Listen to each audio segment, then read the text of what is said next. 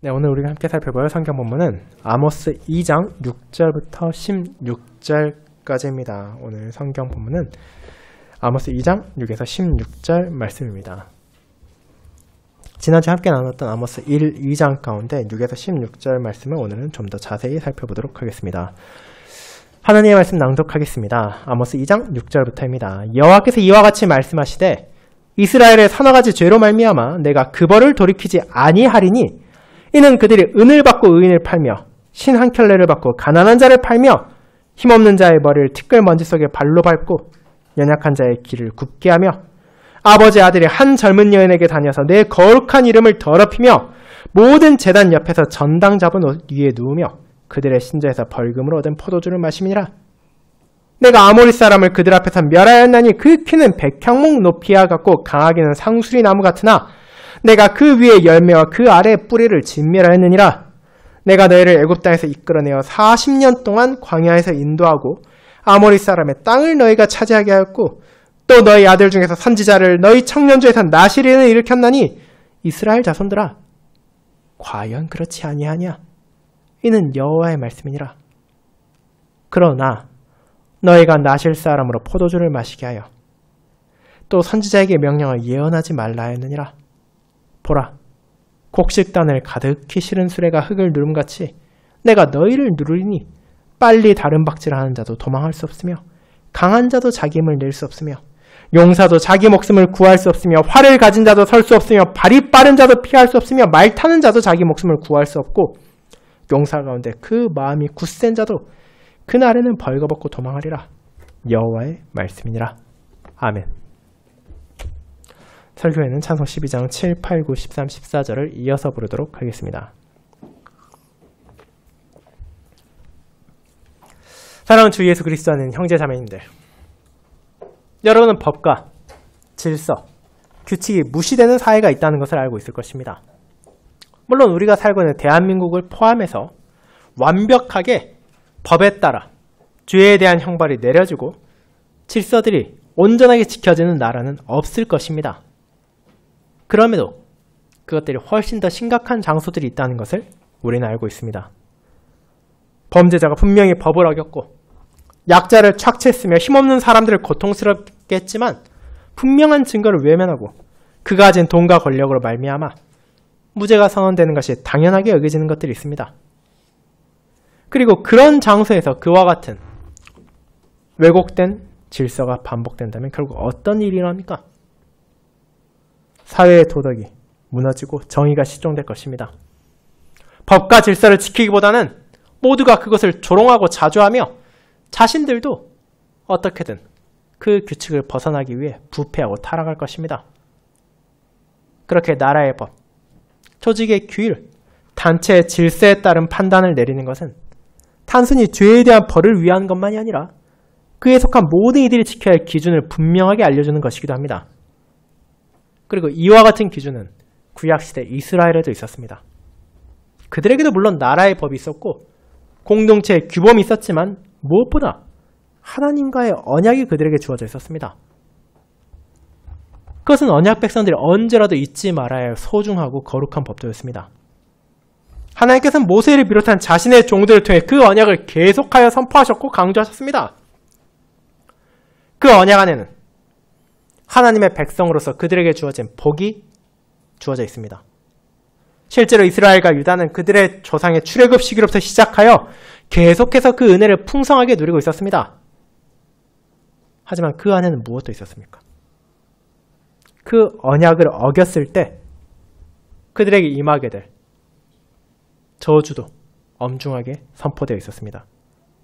언약 안에는 그들 모두가 사랑하고 붙잡으려고 한 하나님의 인자와 긍휼만이 아니라 그들이 바라보려 하지 않고 외면하려 했던 하나님의 공의 또한 분명하게 선포되어 있기 때문입니다.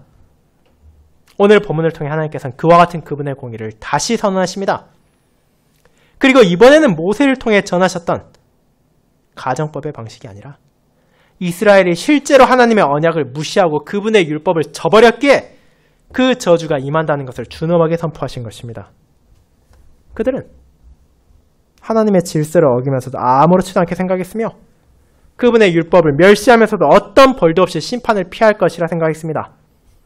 그런 어리석은 언약 백성을 향해 하나님께서는 자신의 공의가 결코 왜곡되지 않으며 흔들리지 않을 것임을 그들을 향한 심판을 통해 분명하게 말하십니다.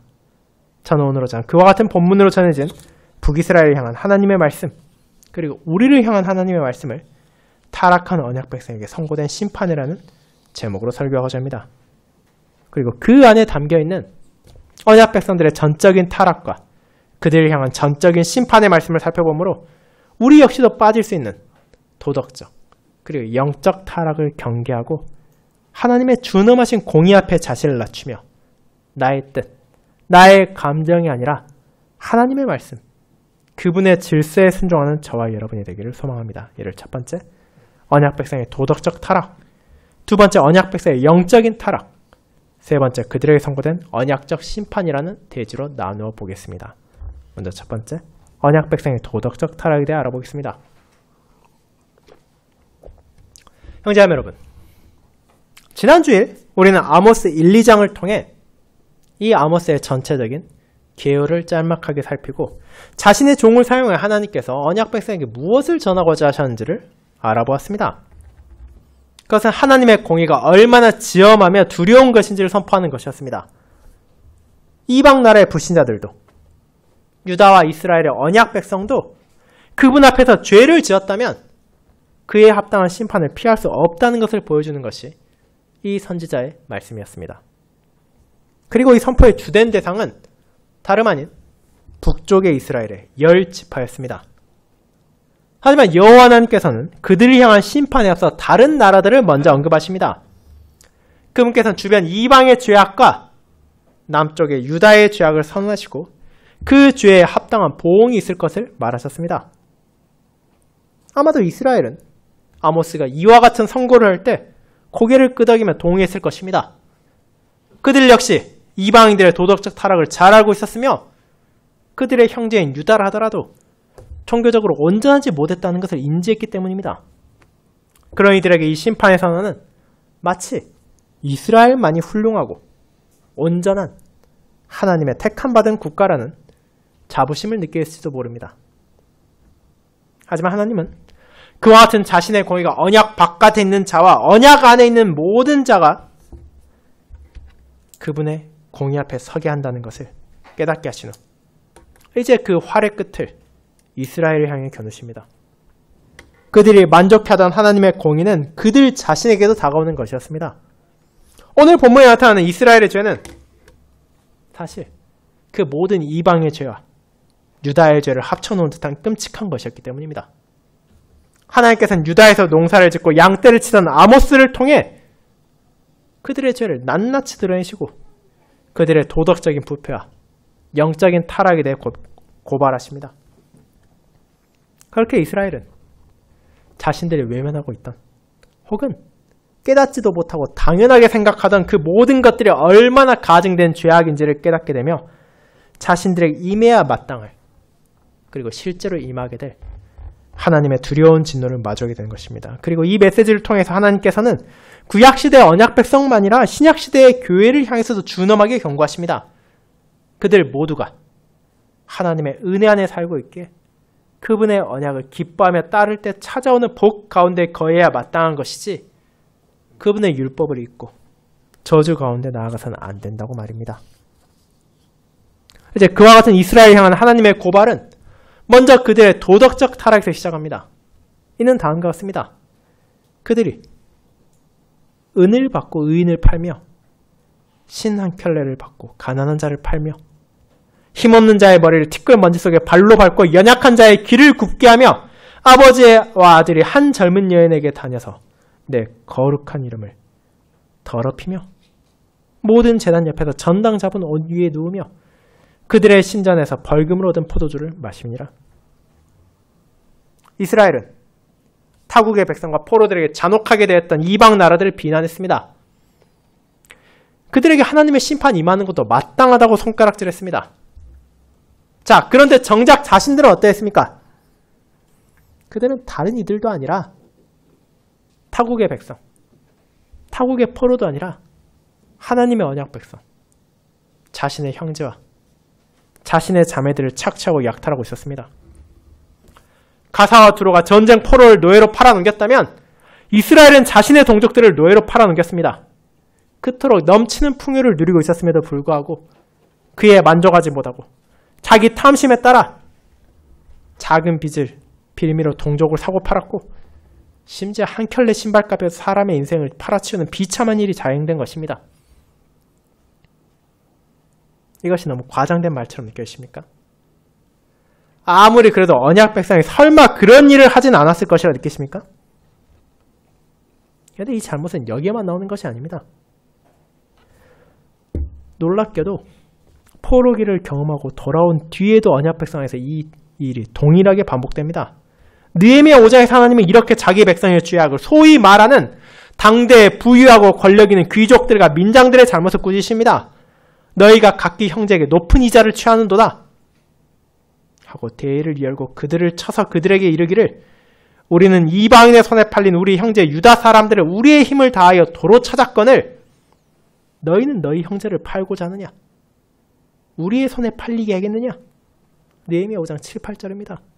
그리고 그 악행이 느헤미야의 앞선 아모스의 시대 북이스라엘 안에서 끊이지 않은 것입니다. 그렇게 하나님께서 어떻게 말하십니까? 그저 가난한 자, 힘없는 자, 연약한 자만이 아니라 너희가 의인을 팔고 사고 있다고 말합니다. 탐욕에 빠져 같은 민족, 자신의 형제 자매까지도 기꺼이 노예로 만들고 팔아치울 뿐 아니라 힘없는 자의 머리를 밟아 그들을 유린했습니다. 그뿐 아니라 연약한 자들의 길을 굽게 한다는 것은 그런 어려움에 처한 자들이 하나님의 공의에 호소할 수조차 없게 법정에서도 불의가 판치고 있었다는 것을 의미합니다. 더 많은 돈, 더 많은 권력, 더 편한 삶이라는 명목으로 하나님의 뜻을 저버린 것입니다. 그런데 하나님께서 무엇을 말하셨습니까? 그분의 거룩한 율법이 언약 백성들의 요구하는 것은 무엇입니까? 크게 말하자면 하나님을 사랑하고 내 이웃을 사랑하는 것이었습니다. 심지어 그분의 말씀 안에는 계속해서 너희 안에서 가난한 자와 힘없는 자와 과부와 고아와 나그네를 살피며 돌보며 지켜줘야 한다는 선언이 강조되기까지 합니다. 그 이유가 무엇입니까? 그들 자신이 거류민이었고 고아와 과부와 같이 어떤 힘도 없고 가난한 자였으며 아무런 가치도 없는 존재였음에도 불구하고 하나님께서 그들에게 긍휼을 베푸셔서 그들을 건지고 도우셨기 때문입니다. 그렇게 그와 같은 사랑을 너희의 형제와 자매에게도 베풀어야 한다는 것을 말하신 것입니다. 그럼에도 불구하고 이스라엘은 그들을 외면했습니다. 어렵고 힘이 없어서 나라가 공궁해서 눈물을 흘리며 그들을 외면한 것이 아니라 그 어떤 시기보다 경제적 풍요를 누리고 있음에도 불구하고 채워지지 않는 탐심으로 연약한 이들을 갈취한 것입니다. 그것이 그들의 추악한 죄였습니다. 그런데 과연 재물에 대한 탐심으로 하나님의 뜻을 어긴 이들이 다른 방면에서는 탐심을 지배할 수 있다고 느끼십니까? 그럴 수 없습니다. 하나의 방면에서 하나님의 율법을 외면하기 시작하면 다른 방면에서는 더 쉽고 더 빠르게 무너지는 것이 우리 사람의 죄악된 본성입니다. 그렇게 하나님은 그들의 또 다른 추악한 죄를 드러내십니다. 그것이 무엇입니까? 아버지와 아들이 한 젊은 여인에게 다녔다는 것입니다. 더 쉽게 말하면 아버지와 아들이 한 여인과 관계를 맺었다는 것입니다. 여기서 사용한 젊은 여인이라는 표현은 일반적으로 구약성경에서 종종 나오는 몸을 파는 여인들이 아니라 여자 노예 혹은 소녀를 의미합니다. 그렇다면 이것이 얼마나 더러운 죄입니까?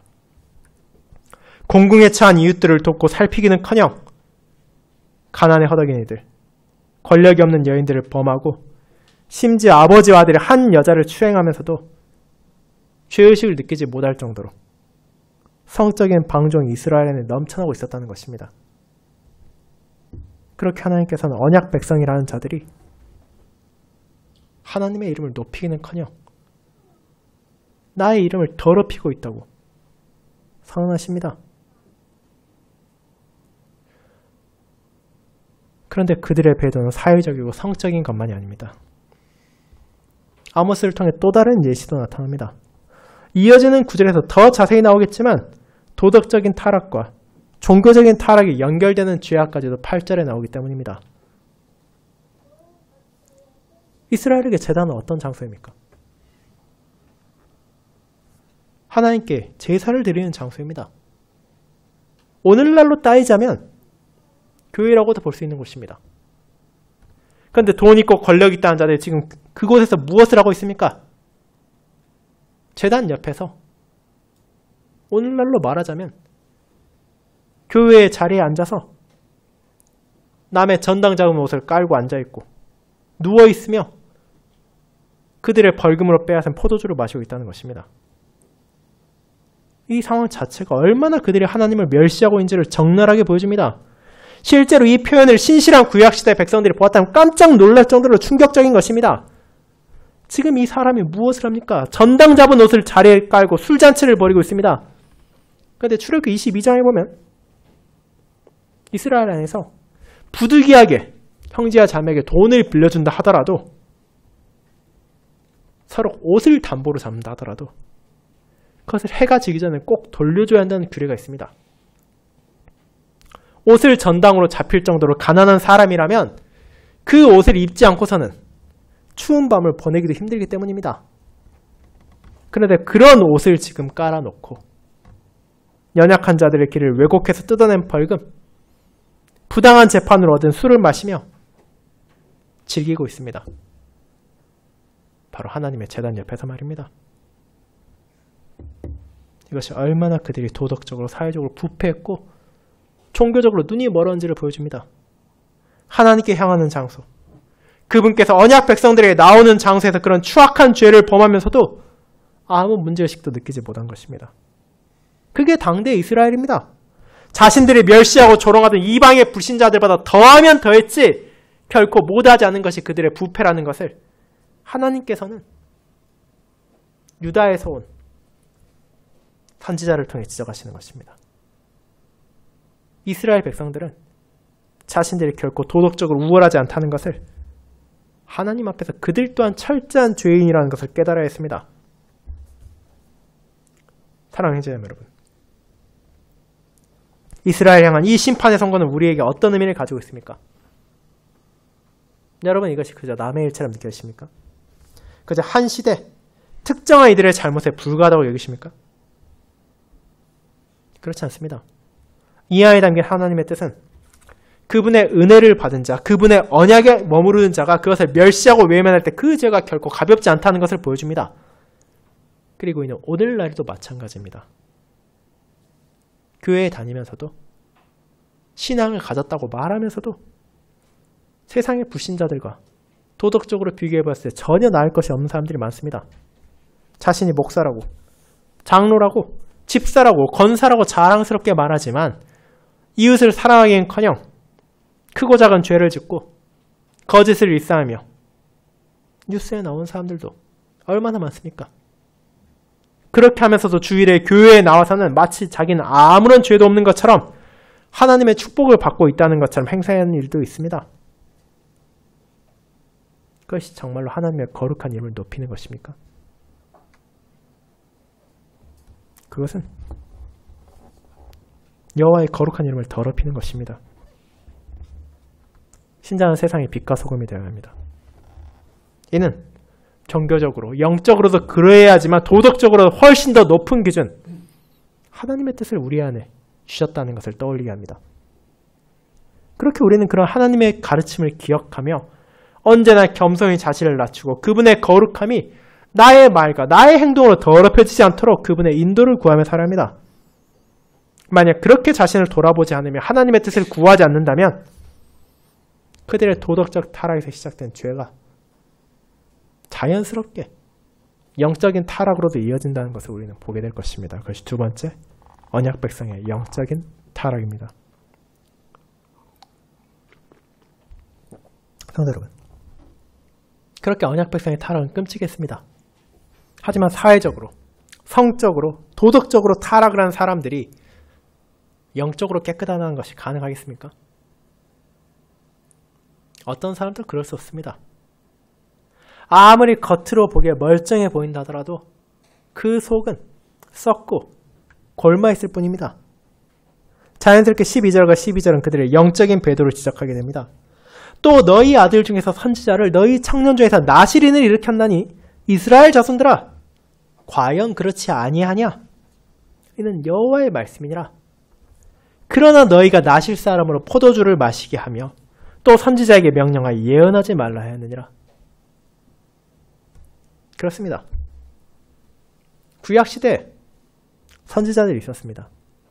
나시린도 있었습니다. 그들은 하나님의 뜻에 따라 세워진 이들이었고 무엇보다 그분께서 언약 백성을 위해 보낸 이들이었습니다. 선지자는 하나님의 가르침이 무엇인지를 선포한 자들이었고 나시린들은 하나님을 향해 거룩한 삶을 서원한 자들로 그들의 삶을 통하여 언약 백성들이 하나님의 거룩함을 바라보고 그분의 은혜를 잊지 않도록 구별된 삶을 살아가는 자들이었습니다. 그런데 이스라엘은 그런 이들을 어떻게 대했습니까? 그들을 보내신 하나님께 감사하며 그 은혜를 찬양하며 그런 사람들을 존중했습니까? 그렇지 않았습니다. 그들은 하나님의 은혜를 멸시하고 오히려 그분께서 보낸 이들의 입을 막고 그들을 타락하게 만들었습니다. 하나님께서 보내신 이들을 거부함으로 결국 하나님을 거부한 것입니다. 그것은 다양한 방식으로 이루어졌습니다. 당장 아모스 7장에서 여러분은 베델의 제사장인 아마샤가 아모스를 향해 뭐라 말하는지 보게 됩니다. 여기에서 이런 말 하지 말고 너가 살았던 유다 땅으로 돌아가서 거기에서나 떡을 먹고 예언할 것이지 다시는 베델에 와서 예언하지 말라고 경고합니다.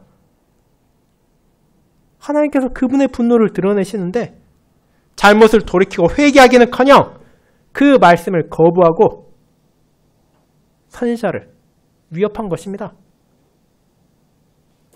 쉽게 말하자면 네가 말한 하나님의 말은 필요가 없으니 너희 땅으로 썩 꺼지라고 하는 것입니다.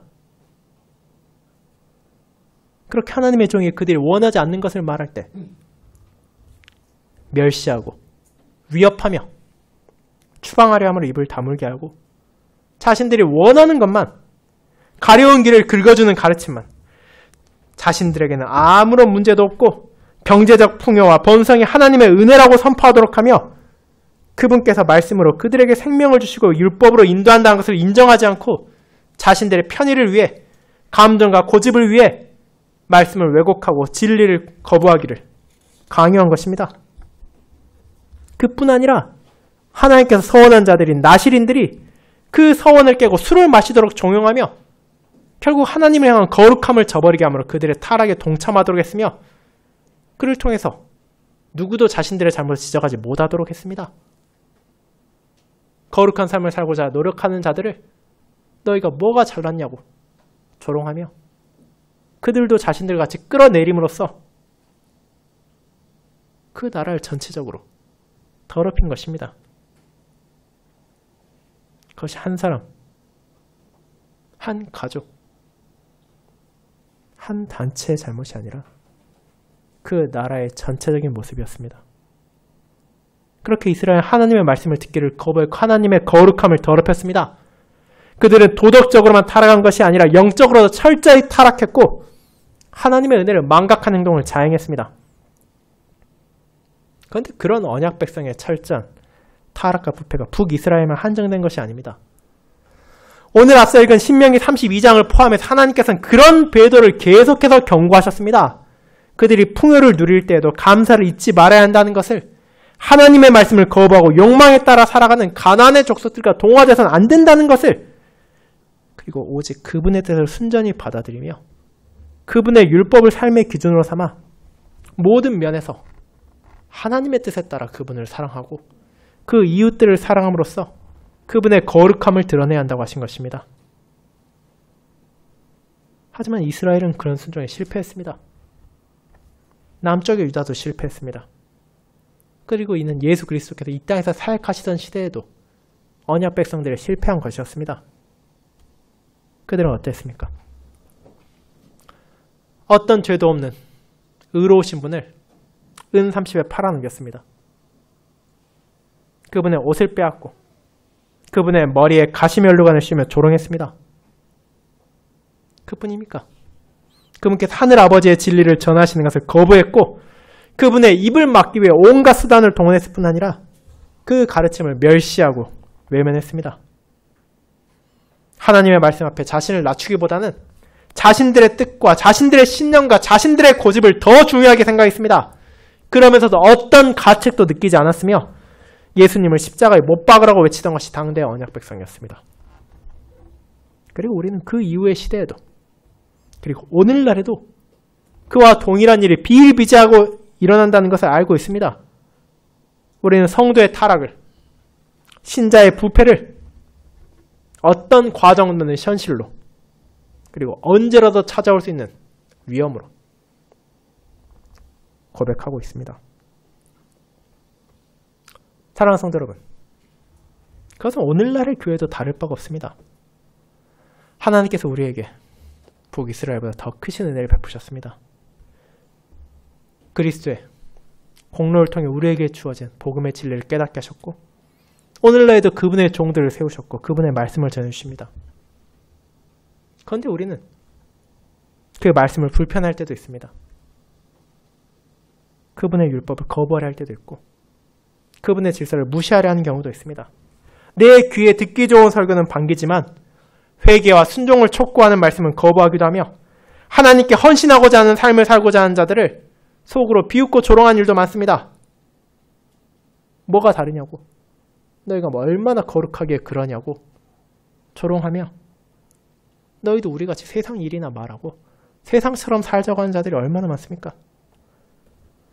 때로는 자신의 선을 이미 그어놓고 하나님의 말씀이 무엇이건 내 선을 넘는 것은 따르지 않겠다고 말하는 사람들도 있으며 하나님이 내게 요구하시는 것이 무엇이건 나는 죽어도 그런 일은 못하겠다고 당당하게 말하는 이들도 있습니다. 때로는 자신의 죄와 완악함을 돌이켜야 한다는 설교를 하지 말라고, 그런 것은 듣기 싫다고 설교자를 향한 압력을 행사하는 이들도 있습니다. 하나님께서 주신 풍요 가운데 살면서도 정작 그 은혜는 잊어버리고 마치 모든 것을 자신들이 이룬 것처럼 혹은 자신들의 죄는 생각하지도 않으며 하나님의 복을 지금 내가 풍성히 누리고 있다고 착각하며 사는 것입니다. 그렇게 영적으로 타락하여 하나님께서 사용하신 은혜의 방편을 더럽히고 심지어 다른 성도들의 믿음을 시험들게 하는 죄악은 어느 시대, 어느 장소의 교회에서도 존재할 수 있으며 우리 안에도 생겨날 수 있습니다. 그렇게 우리는 도덕적 부패를 경계해야 할 뿐 아니라 그 이상으로 영적인 부패를 조심해야 합니다. 혹시라도 내게 전해지는 하나님의 말씀을 내가 불편하고 있지 않은지를 생각해야 하며 하나님의 율법을 내가 순전히 받아들이고 있는지, 하나님의 질서를 내 마음대로 구필하지 않는지는 떠올릴 필요가 있습니다. 그리고 그를 통해 내가 하나님께서 세우신 이들과 그분을 향해 거룩한 삶을 살고자 하는 형제 자매들을 회방하려 하지 않는지는 점검해 보아야 합니다. 그렇게 끝없이 자신을 살피지 않는다면, 그리고 무엇보다 하나님의 은혜를 구하지 않는다면 우리는 언제라도 이스라엘과 함께 어리석은 죄의 길로 향할 수 있기 때문입니다. 그리고 그 길을 벗어나지 않는 이들을, 회개하고 돌이키지 않는 이들을 하나님은 결코 좌시하지 않으실 것입니다. 그리고 세 번째, 그들에게 선고된 언약적 심판이라는 대주로 이어집니다. 여러분, 그렇게 우리는 이스라엘이 어떤 죄를 지는지를 보았습니다. 하나님 앞에서 그들은 돌이킬 수 없는 죄를 자행하고 있었습니다. 하나님의 공의와 자비를 이 땅에 드러내는 존재가 되어 그분께 영광을 돌리기는커녕 그분의 이름을 더럽히고 있었고, 하나님께서 은혜로 세우신 이들을 모욕하고 거부함으로써 그들을 보내신 하나님을 외면한 것입니다. 그렇다면 하나님께서 이 모든 것을 바라만 보고 계십니까? 그렇지 않습니다. 오늘 우리가 읽은 신명기 32장을 포함한 다양한 본문에서 그분은 언약이 무엇인지를 알려주셨습니다. 그 언약에서는 언약 백성을 향한 약속이 들어있습니다. 그들에게 주어질 은혜가 있습니다. 그러나 하나님을 거부할 때, 그분의 거룩함을 멸시하고 그분의 가르침을 외면할 때 어떤 심판이 임할지에 대한 저주도 그 안에 포함되어 있습니다. 그렇게 하나님께서는 이스라엘을 향한 저주를 선포하십니다. 9절과 10절에서 언급된 것과 같이 하나님께서는 그들에게 이미 은혜를 베푸셨습니다.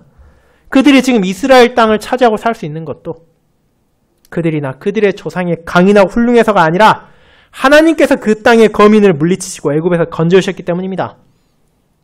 그런데 그 모든 복을 받은 자들이 하나님의 뜻을 어기고 언약을 멸시하는데 하나님께서 그들을 벌하지 않으신다면 그분의 입으로 거짓을 말한 것이 되지 않겠습니까? 하나님은 이스라엘과 다르십니다. 그분은 자신의 말씀을 거두지 않으시고 자신의 법을 굽게 하지 않으십니다. 그분의 공의의 심판은 누구도 피할 수 없게 엄정한 방식으로 철저하게 찾아올 것입니다. 그렇게 이스라엘에 찾아올 심판이 선고되었습니다. 하나님의 뜻을 어김으로 무너지게 될 것은 이방 나라들과 유다만이 아닙니다.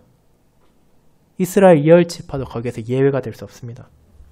하나님께서는 더 이상 그들의 죄를 참지 않으시고 마치 곡식을 가득 실은 수레가 흙을 짓누르는 것처럼 무거운 심판이 임할 것을 말하십니다. 그 날이 올 때 이스라엘은 그저 자신들이 정치적인 판단을 잘못하고 군사적으로 나약하고 국제적 정세가 나빠져서만이 아니라 이것이 하나님의 언약에 따른 심판인 것을 깨닫게 될 것입니다. 하나님께서는 그런 심판을 통해 언약 백성들에게 그분의 공의를 분명히 드러내실 것입니다. 그 공의에서 누구도 빠져나갈 수 없습니다. 하나님은 이스라엘의 죄를 분명하게 지적하심으로 그들이 죄인이라는 것을 깨닫게 하셨고 그들 중 부유한 사람도 권력을 가진 사람도 힘이 있는 사람도 도망할 수 없을 것임을 알리십니다. 그들에게 숨을 곳도 피할 장소도 존재하지 않을 것입니다. 이스라엘이 쌓아올린 부도 그들이 훈련시킨 군사도 하나님 앞에 무력하게 무너질 것입니다. 그런데 그 심판이 임할 때 이스라엘이 과연 불만을 말할 수 있겠습니까? 이건 너무 과하다고 너무 심하다고 하나님께 호소할 수 있겠습니까? 그렇지 않습니다. 하나님께서는 애굽에서 그 백성을 건지셨을 때 이미 모세를 통해 언약의 저주가 얼마나 두려운 것인지를 선포하셨습니다. 만약 이스라엘이 하나님의 은혜를 잊어버린다면 그들의 구원의 반석을 업신여기고 하나님을 저버린다면 그분의 경노가 찾아올 것이라 누누이 강조하셨습니다. 내가 그들 위해 재앙을 쌓을 것이고 화살을 쏘며 질병과 독을 보내고 철저하게 무너뜨릴 것이라고 말하셨습니다. 그분은 자신을 미워하는 자들에게 보응하는 분이시며 죄악을 미워하시는 분이십니다. 그리고 그것이 바로 언약의 하나님의 공의입니다. 그분은 언약 안에서 한량없는 자비를 드러내셨지만 왜곡되지 않는 공의 또한 전하신 것입니다. 사랑하는 여러분, 이 경고는 우리에게도 주어졌습니다. 이 땅에 살아가는 동안 신자 역시도 세상의 사조와 풍습에 물들기 쉽습니다. 때로는 자기 능력, 자기 재산, 자기 명예, 자기 권력을 의지하며 내가 충분히 잘 살 수 있을 것이라 생각하기도 쉽고 하나님의 말씀을 순전히 붙잡고 그분을 전심으로 의지하지 않아도 된다고 느끼기도 합니다. 하지만 그 모든 것은 하나님의 거룩한 공의 앞에서 나를 건질 수 없습니다. 우리는 내 힘으로 나를 건질 수 없다는 것을, 내 힘으로 구원을 받을 수 없다는 것을 잊지 말아야 하는 것입니다. 그렇다면 우리는 어떻게 해야 합니까? 우리 역시 이스라엘과 마찬가지로 완악하고 연약한 것이 사실이지 않습니까? 그들이 하나님의 공의로운 심판을 피할 수 없었다면 어떻게 우리가 그것을 피할 수 있겠습니까? 그들에게 선언된 심판의 날이 실제로 집행되어 이스라엘이 그토록 처참하게 멸망당했다는 것을 알고 있는데 우리에게 찾아올 심판을 앞두고 우리가 어떻게 해야 합니까? 그런 우리에게 주어진 복음이 있습니다. 그것은 우리에게 피할 곳이 있다는 진리입니다. 그 장소는 세상의 어딘가가 아닙니다. 우리의 피난처는 오직 하나님께 있습니다. 그분께서 자신의 독생자를 통해 우리에게 안전을 약속하시고 평안을 제공하십니다. 은삼십에 팔리신 그분께서 십자가에서 하나님의 진노를 감당하셨습니다. 우리에게 임해야 했을, 우리가 받아야 했을 저주를 그분이 대신하여 감당하신 것입니다. 그분께서 우리의 죄에 대한 값을 어떤 부족도 없이 치르셨기에 이제 신자는 그분 안에서 소망을 가집니다. 그분을 전적으로 의지하고 그분께 연합하며 그분의 뜻을 따르는 자는 영원한 심판이 아니라 영원한 생명의 약속을 받았습니다. 그렇게 우리는 이스라엘보다 더 큰 은혜를 누리고 있습니다. 하나님께서는 그들을 아모리 사람을 멸하심으로 지키시고 애굽에서 자유롭게 하셨지만 독생자를 통해 그분께서는 우리에게 죄와 사망의 권세를 멸하심으로 건지셨고 마귀의 종에서 자유롭게 하신 은혜를 깨닫게 하셨기 때문입니다. 우리는 그 놀라운 은혜를 받은 자로서 감사하지 않을 수 없습니다. 그러면 이제 주님의 은혜를 다시 우리 마음에 새기도록 합시다. 그분의 준엄한 공의를 기억하며 그분의 말씀을 외면하려 하는 어리석은 죄성이 아니라 하나님에 향한 감사와 찬양이 우리의 마음을 채우기를 구합시다. 도덕적으로, 영적으로 타락하며 멸망하고 나아가는 것이 아니라 오직 그리스도의 은혜만을 의지하는 삶으로 하나님께 영광을 돌리도록 합시다. 우리의 부족한 가운데서도 그런 거룩함을 갈망하는 자기 백성을 하나님께서는 그분의 영을 통해서 인도하여 주실 것입니다. 아멘.